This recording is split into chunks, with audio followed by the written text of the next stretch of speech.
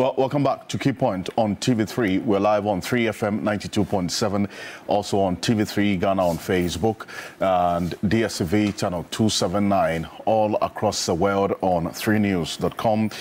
We're also on a number of radio stations across the country. As always, feel free to share your thoughts with us. We're very, very interactive this morning here on the Key Point. Well, this week we saw something that happened at the Supreme Court, and I want to start off that very quickly. The Supreme Court of Ghana on the 17th of July deferred its decision in this interlocutory injunction application filed by Richard Delasky and Dr. Amanda Odoi, seeking to bar Parliament from transmitting the anti-LGBTQ+ bill to the presidency for assent. Well, the Chief Justice who chaired this panel on these two cases had this to say after the decision by the court on Thursday. Take a look.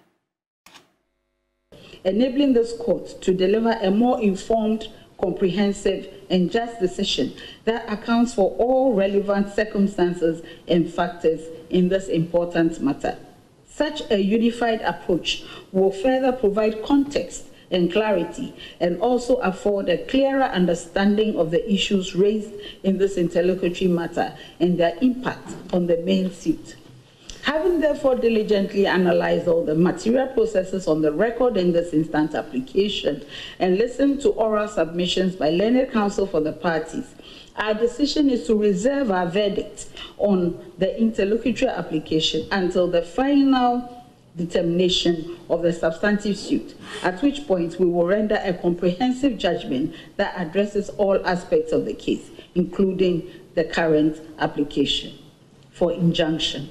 In conclusion, the decision of this court on this application for an interlocutory injunction is hereby deferred to abide the outcome of the determination of the substantive suit. My Lord, we are grateful. Lady, I believe that is fair and equitable, and we cannot but say we are grateful. My Lord, we are also grateful.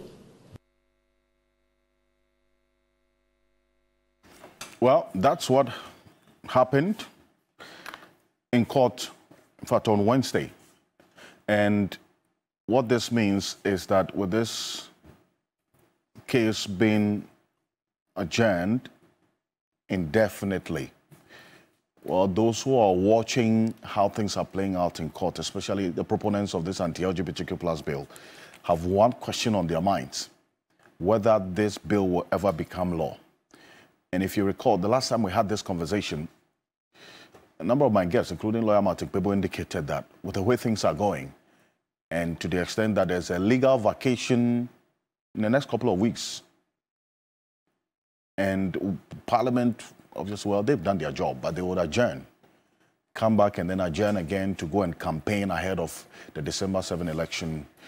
If these timelines are anything to go by, maybe, just maybe, or all things being equal, this anti-LGBTQ+ bill may never see the light of day or ever become law in this country. And if the life of this parliament ends, this bill ends with it, the whole process will have to start all over again in the next parliament. Well, the Attorney General, Minister of Justice Godfrey Adame, has a few words to share after this decision by the courts on Wednesday. Take a look. The court things can be better dealt with in a substantive action. And it's permissible for a court to do that. There's nothing unusual at all. The court actually referred to an existing rule on injunctions. And so I think that the court is fair in coming by that approach. I mean, if at this stage the process have not been transmitted, and there must be a reason for that. The reason is that there was this application for interlocutory injunction pending, and the court has still not disposed of the application for interlocutory injunction. The court said the determination of that application for interlocutory injunction should abide the determination of the main case, and for that matter, it is reserving its determination until the main action is heard. It tells you that the application for interlocutory injunction is still pending, has not been disposed of, and so I think that would be the proper course to take. I still have to follow my processes, and that will be the first point for me to take. So it's a matter of complying with the rules of court. I have to comply with the rules of court first before you think about an expeditious hearing. So the question of expeditious hearing of the main case does not arise at this stage until all processes have been filed and the parties are ready to move forward. You heard counsel for the first defendant even talking about an application for a consolidation that has to be made, and that has not been done. So I do not think that there's a need for us to reconsider the question whether. For the injunction application, it appeared as though the AG's office did not have a position as to whether it should be injuncted or not. You were concerned about certain questions of laws being answered. Is that the same approach for the substantive case? I think that's the main issue. I mean, the point is that the country ought to know that we're a country governed by a constitution. The constitution that prevails over everyone. We're all under the constitution and the laws of Ghana. And therefore, the actions of every person must be determined within the premises of the law. Same as a person can even question my constitutional right to prosecute in this country. We have seen that many times. Citizens of the country even file applications, the Supreme Court questioning the Attorney General's power to enter another prosecution in a certain matter and that kind of thing. And it comes up for determination in the Supreme Court. It's the same way that a decision or an action taken by Parliament can be questioned by citizens of the country. And so for me, the questions are raised during the hearing of the application for interlocutory injunction were ones that for me have not been determined in this country, and today it has not been determined. It's the very first time that a private member's bill is, or issues regarding private member's bill are coming up for determination. Because private members' bill are quite novel. It occurred only in the time of the former parliament, the 7th parliament, headed by Speaker Professor Michael Quay. It was in his time. Of course, it was with my help as Deputy Attorney General that we all sat down, we had a roundtable conference, and then we sat down to craft ways of empowering Parliament to engender or produce its own bills. And it was in the time of the last Parliament headed by Professor Quay that the first private members' bill was passed, and really was without controversy because it did not have any implications for the taxpayer. Now, there are a lot of bills being churned through Parliament now on account of private members, which really have implications for the public purse. And I think for me, as the Attorney General of the Republic, is a question of important consideration that the court ought to really consider. Because since 1957, as I indicated to the court, since 1957, every constitution the country has had, apart from the 1961, has had provisions on Article 108, provisions akin to Article 108 in it. And there has not been any case at all filed questioning the circumstances, the ambit, or the extent to which a person can commence a bill which has implications for the taxpayer, but which do not go through the requirements of Article 108. So I think the court ought to consider such a question. And as I indicated, is a case where every person in the country ought to know that his action ought to be in accordance with the Constitution, and we all live under the Constitution of the country. And that's a country that we all seek to build. It must be in accord with fairness, and that's why we say it's a country governed by freedom and the rights of people and all that. Has been in accordance with fairness and the freedoms and rights as we talk about in this country. That's the Attorney General Minister of Justice, Godfrey Adameden, and we decided to play the full complement of this because taking out some of it and playing part of it may not represent the full context and his position on this matter. Essentially, agreeing with the courts on this decision to defer judgment on this particular anti-LGBTQ plus the interlocutory injunctions, the two of them, to a later date. Because as we heard the Attorney General say, that the determination of the interlocutory injunction must, from his argument, abide by the outcome of the main case before the court. Well, there are some who disagree Well, joining me in the studio on a very wet and cloudy morning in most parts of the capital and across the country. We're monitoring that quite closely. The Ghana Meteorological Agency gave a weather warning, which we're also corresponding with them to see how the rest of the day will look like. But it's been a generally wet morning. Thankfully, my guests, in the commitment for the development of this country, contributing their quota and ideas on this platform, have made it on the show because they have this country at heart. Martin Kpebu is a private legal practitioner. He is the leader of one of three individual bondholder groups and also the convener of the Kumipreko Reloaded demonstration. Lawyer Martin Kpebu, good morning. Welcome.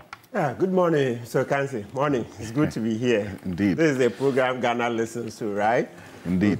And as usual, let me greet Kentucky Teku Churu. Yeah, our beloved Kentucky Teku Churu for wading into the Cecilia Adapa matter. You know, now that's my signature tune for this program. Because if we had all the chiefs getting up and wading into such matters, I'm sure Ghana would be a different country. Indeed. We don't want the praise singing. So Kentucky Teku Churu is asking government that how can one woman have so much money under her bed and you say that is okay? How can Cecilia Adapa alone have so much money in her room and you say that is okay? You don't see any crime. Come on. Okay. And then let me also greet. I was asking, what's the latest on that case? I mean, as far as I do know now, the monies have been released to her.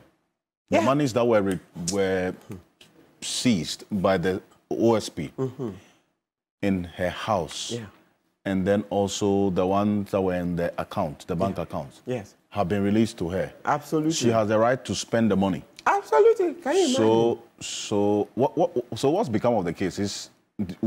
Would you agree with the public if they say this case has become a dead case or a foolish case? Ghanaian English. Because if the money has been released, which was one of the major issues of contention, and she has probably spent the money, well, what are we chasing right now? There are chances we can recover from her because I think she has some properties, right? We can recover when we win the case in court.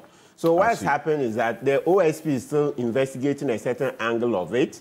Then the Yoko is the one that has refused to investigate because of the wrong advice from the Attorney General. And we are challenging the advice in court. I told you, You've gone to court on this matter? We've gone to court on the advice the AG gave. Very wrong advice. Professor Jampo and I, we sued about a week ago. I see. So, that the Yoko should not pursue the the money laundering part of this case. Yeah, absolutely. There's no grounds for that. Yes. You are challenging the AG in court. Yeah, we are challenging the AG. Yeah, we filed a week ago.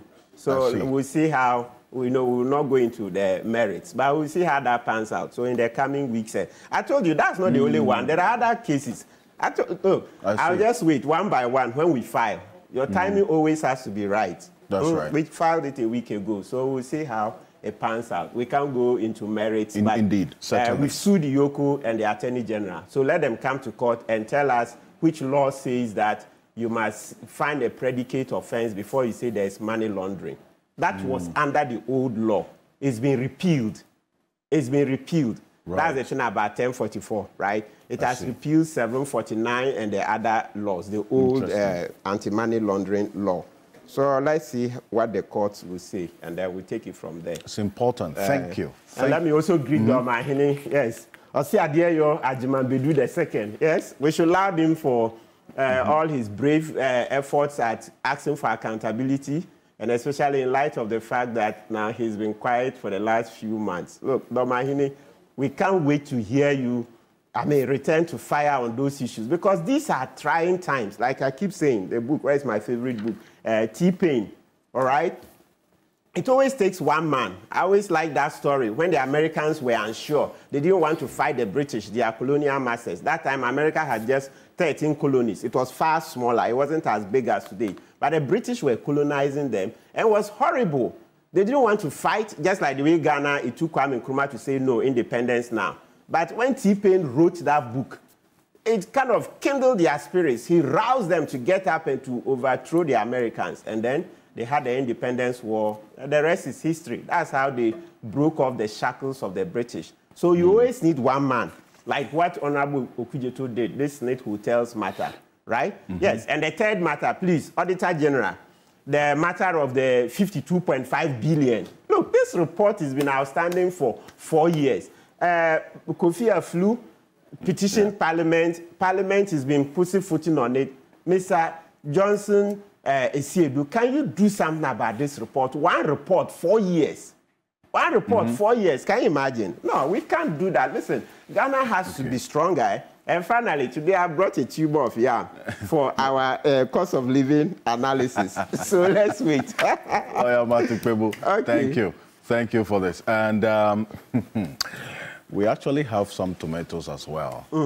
So we want to have this conversation as practical as possible. I didn't know you were bringing. Yesterday, I went to 2 markets. Kaneshi, there's not quite railways where they sell the tomatoes. I went to buy a box of tomatoes, then a colleague also 2 hours later went to buy, and the price came down, 800 Ghana, etc. Then went to Tema Station as well. So I've learned a few things. So we'll see. Now at this point, the men have to go to the market themselves. This tuber of yam will make a difference this morning. Oh my goodness. Anyway. Nelson Roxon Dafiamekbo is a member of parliament for the South Dyke constituency. He is a private legal practitioner as well. He is a member of the Constitutional Legal and Parliamentary Affairs Committee of Parliament.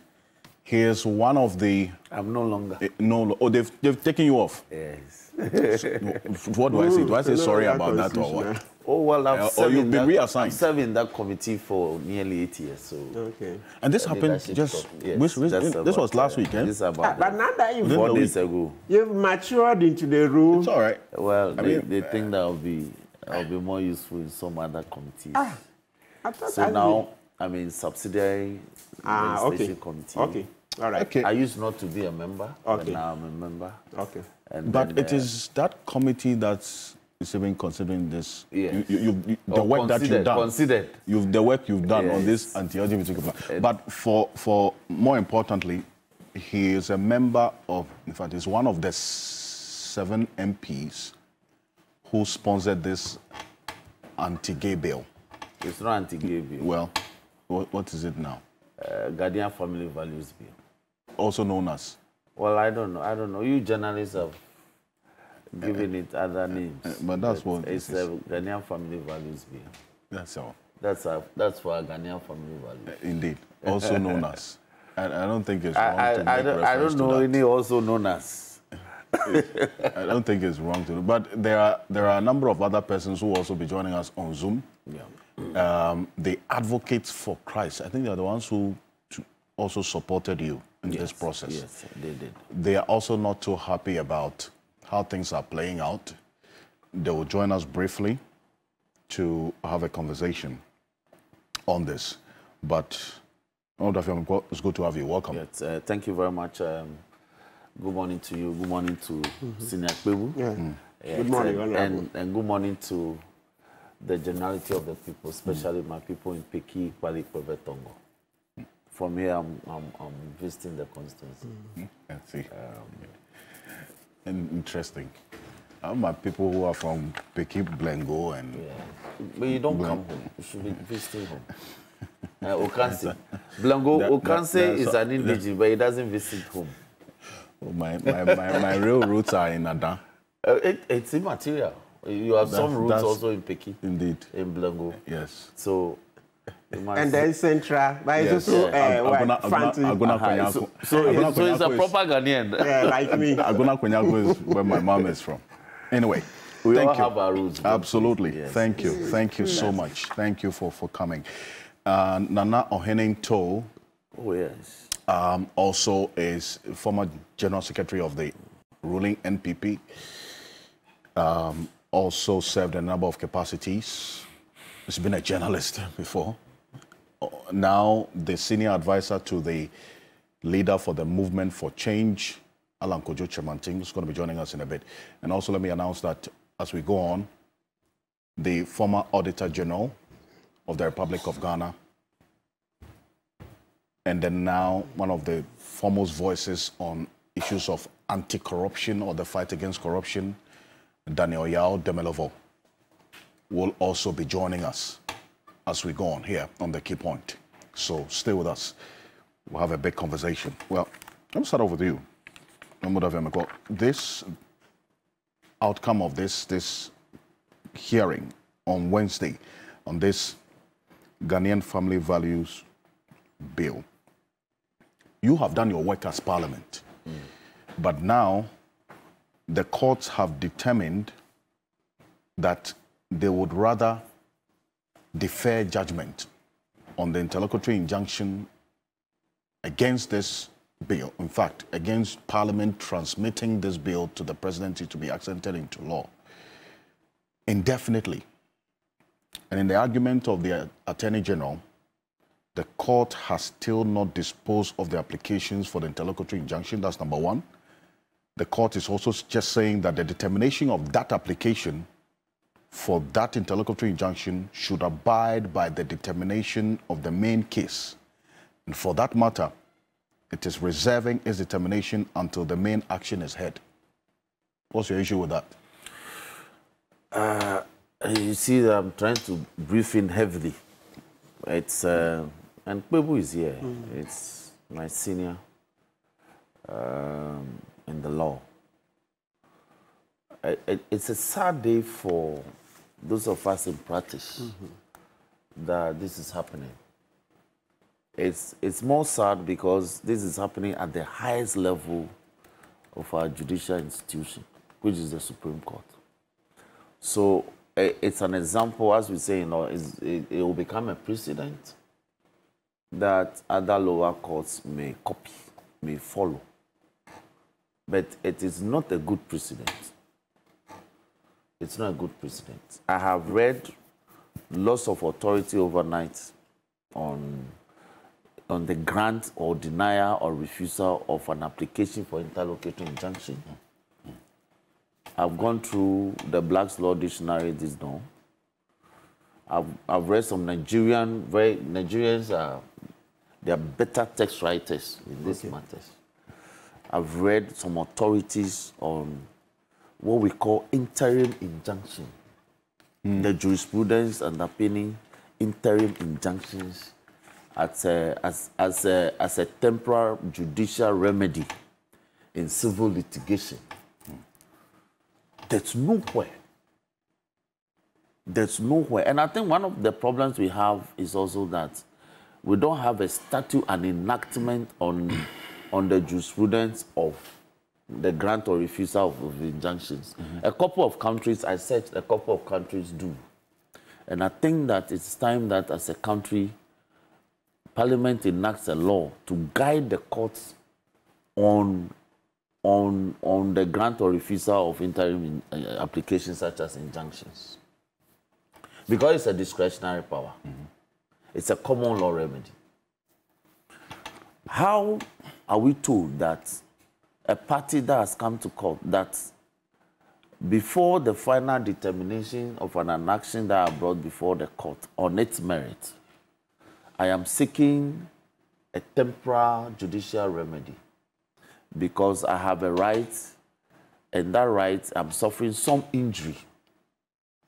And so I want the court to grant me a temporary judicial measure to ameliorate that damage.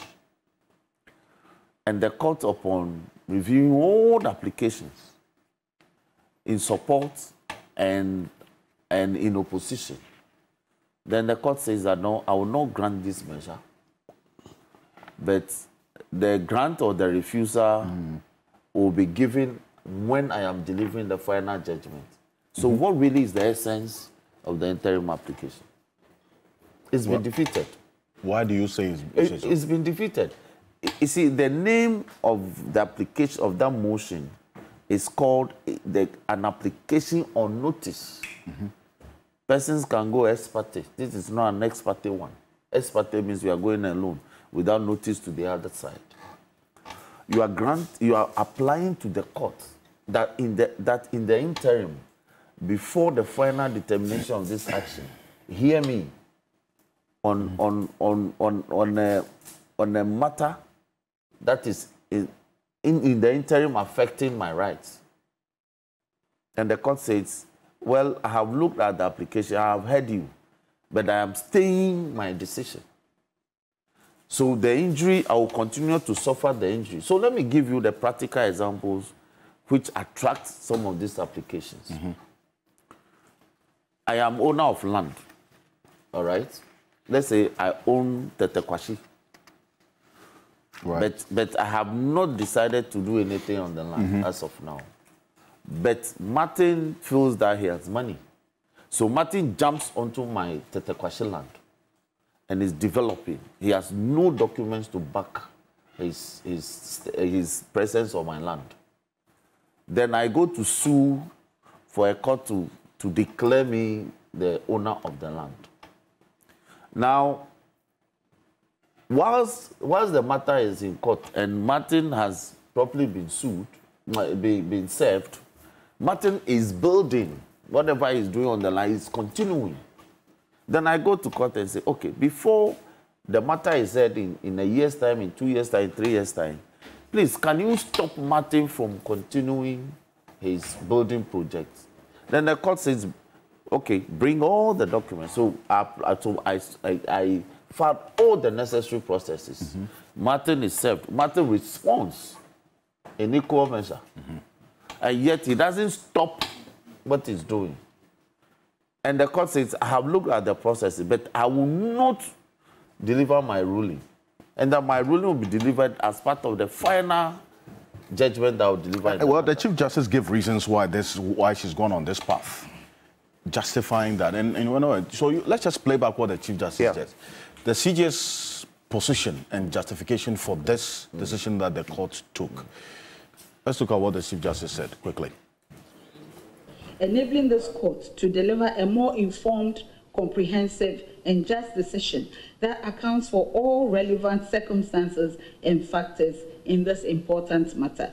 Such a unified approach will further provide context and clarity, and also afford a clearer understanding of the issues raised in this interlocutory matter and their impact on the main suit. Having therefore diligently analyzed all the material processes on the record in this instant application and listened to oral submissions by learned counsel for the parties, our decision is to reserve our verdict on the interlocutory application until the final determination of the substantive suit, at which point we will render a comprehensive judgment that addresses all aspects of the case, including the current application for injunction. In conclusion, the decision of this court on this application for an interlocutory injunction is hereby deferred to abide the outcome of the determination of the substantive suit. My Lord, we are grateful. Lady, I believe that is fair and equitable, and we cannot but say we are grateful. My Lord, we are also grateful.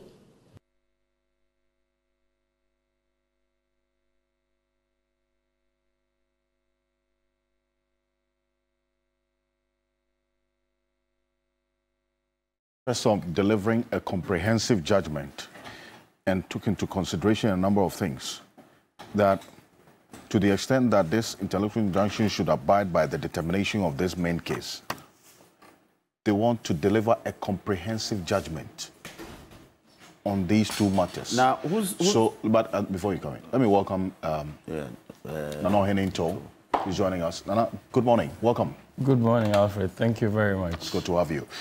Yes, please. Now, it's also befuddling that the court will suggest that they can only deliver a comprehensive judgment when they combine the ruling in respect of the interlocutory application with the final judgment in the matter. It's a point that I have never encountered in practice. Yes. Oh, it's allowed. Yes, it's allowed. But I mean, how do you do that? It's not strange. It's not unlawful. It is allowed. It is part of our law. But you see, when you do that, then what then is the essence of the interim application? Because the person who brought the application is actually injuncting Parliament. The essence of the pendency of an active interim application is that the respondent, the defendant respondent, is injuncted from engaging in that conduct until the final determination of the matter. So this is a technical grant of the application. That's what it means. Technically, the application is being granted. That one, you are right. Yes, so you are injuncted from engaging in the conduct until the final determination of the matter. So if the matter travels for 2-3 years, Parliament cannot forward the bill as passed to the office of the president. But the Attorney General says the application for intellectual injunction is still pending. Yeah, so that is what I'm saying, that it amounts to a technical grant. Because the jurisprudence governing interim applications such as this is that once you are served, or even if you have notice of it, yes, because some persons can do it ex parte, once you have notice of it, yes, you are supposed to desist from the conduct that has been taken to court to be pronounced upon until the final determination of the matter. So once the application remains alive on the judicial on the judicial books, on the docket, Parliament is deemed to be injuncted from transmitting, presenting the bill as passed to the office of the president. And it's a very worrisome development. Why is it worrisome? How do you tie Parliament's hands this way? That is why the practice is that pronounce on the application. Whether you refuse it or you grant it, make that pronouncement. But because this is a constitutional litigation, constitutional law litigation. But that's not a normal civil litigation where there are two private persons involved.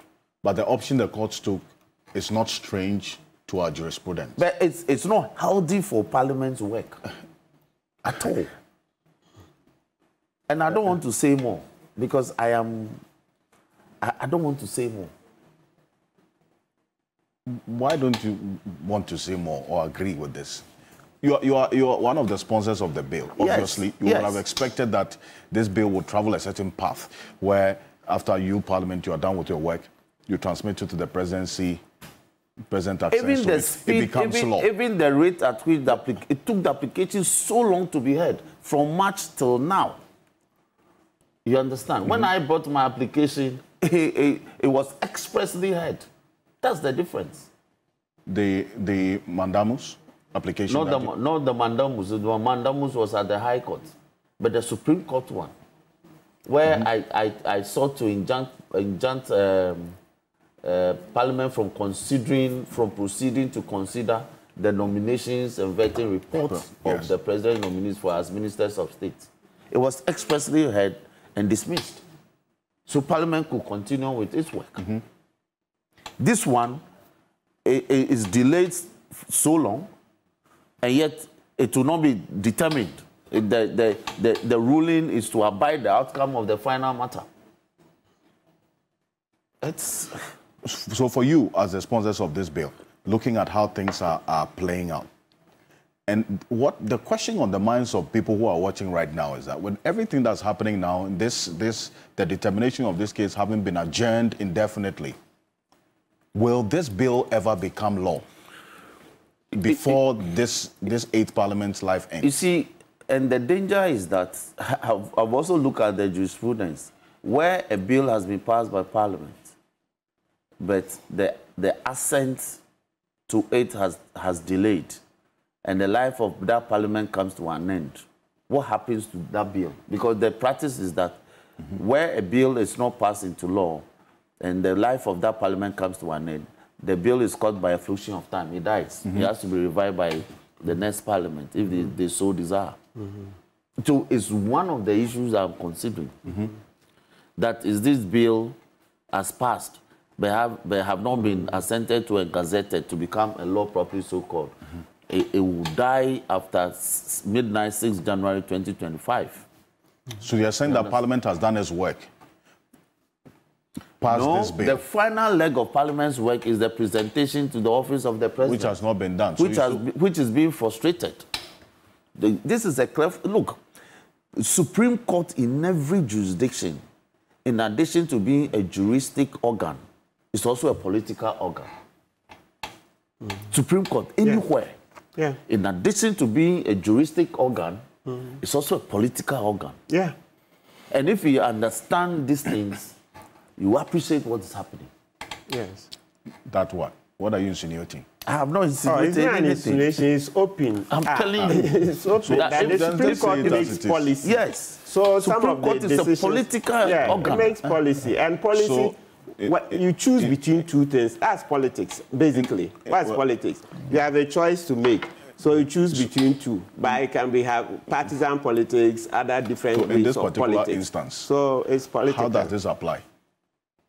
I have only told you that the Supreme Court, Supreme Court, in any nation, in addition to being a judicial organ, juristic organ that arbitrates on judicial matters, it's also a political organ. So if you understand these two principles, then you appreciate what is happening. Well, Nana, just a quick one. If you want to make just a quick intervention. Oh, no, you can go ahead. Okay. Yes. But I'm sure you'll give me... Yes, you will. You will. I'll definitely this. come to you. Yeah. I'll come to you. But then, so that direct question as to what is going to become of this Ghanaian Family Values Bill, also known as the Anti-Gay Bill. You cannot tell. And let me read the law. Let me whether it's going to become law. But let me conclude my submission by referring the nation to Article 106, Clause 12 of the Constitution, and 13. 106.12, Clause 12 says the provisions of clauses 7 to 10 of this article shall not apply to a bill certified by the Speaker as a bill to which the provisions of Article 108 of this Constitution apply. And accordingly, the President shall give his assent to any such bill when presented for assent. Private members' bill fall into this category, because the certification of that bill, that 108 does not apply, which is about passing a bill that borders on the financial matters, taxation and all. If the Speaker says that provision does not apply to such a bill, when it is passed by Parliament, the President has no alternative than to assent to it. So the question is, who determines how Speaker does that certification? It's a question we should be answering. So once the Speaker satisfies that a private member's bill passes a certain test, that it will not occasion a financial burden on the public purse, and Parliament passes it, it has to be assented to. The President has no alternative. He has no option. But here we are. Here we are.